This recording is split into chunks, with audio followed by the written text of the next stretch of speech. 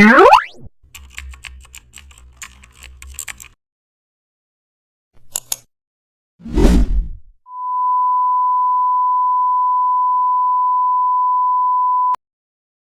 back to the channel. Don't forget to like, share and subscribe for more updates.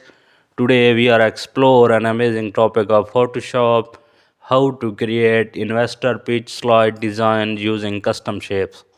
First we create a new canvas using presentation dimensions for investor. Then we draw clean rectangular custom shapes to build the slide structure. After that, we use rounded shape to highlight key financial metrics. Next, we apply subtle gradient inside shapes to add a premium feel. Now we align all shapes using grid spacing for clarity. After placing icons inside shapes, we add short investor focus text. Finally, we export this